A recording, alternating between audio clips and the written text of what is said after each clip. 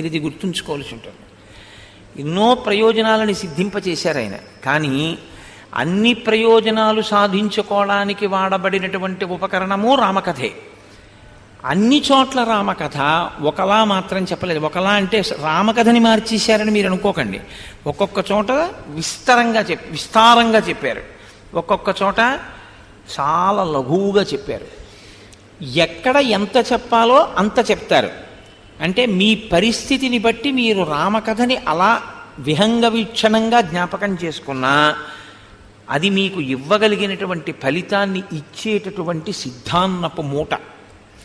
మీతో పట్టుకెళ్ళినటువంటి సిద్ధాన్నం ఎటువంటిదో అనసూయమ్మ మాటల్లో చెప్పాలి అంటే, చేసినటువంటి తపస్సు వ్యక్తి యందు ఎలా నిక్షిప్తమై ఉంటుందో అలా రామకథ మీద అనురక్తి ఉండి మీరు రామకథని స్మరించడం అలవాటు అవ్వాలి. కానీ రామకథా స్మరణమే చాలు మహామంత్రమై మీకు కార్యమును సాధించి పెట్టగలదు.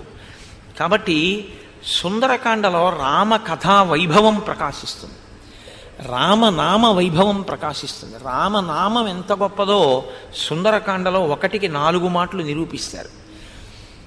రామ కార్యం మీద వెళ్ళేటటువంటి వాళ్ళకి కించిత్ మీరు స్వాగతం చెప్పి వాళ్ళకి మీరు ఏదైనా చిన్న ఉపకారం చేద్దాం అనుకున్నారు, మీరేం చేయలేదు. ఎందుకంటే మీరు చేయడం అన్నది ఎప్పుడు పూర్తవుతుంది?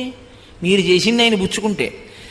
ఇప్పుడు నేను ఆయనకి భోజనం పెట్టానండి అన్నది ఎప్పుడు పూర్తవుతుంది? మీరు పెట్టిన భోజనం ఆయన తింటే.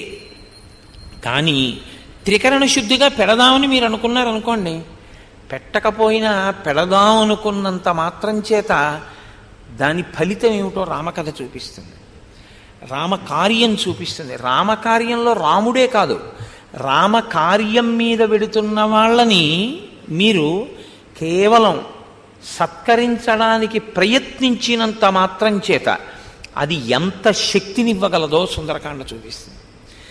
కాబట్టి సుందరకాండ రామ వైభవాన్ని, రామనామాన్ని, రామకథని చెప్తుంది. ఇంకొకటి మీరు గుర్తుపెట్టుకోండి, మనకి అథాంగ పూజ అని ఒకటి ఉంటుంది. అథాంగ పూజ అంటే పురుషస్వరూపంగా మీరు ఈశ్వరుణ్ణి కొలిస్తే, అంటే ఈశ్వరుడు పురుషుడా, ఈశ్వరుడు స్త్రీయా అంటే ఈశ్వరుడు పురుషుడు కాడు, ఈశ్వరుడు స్త్రీ కాదు, నపుంసకుడు కాడు.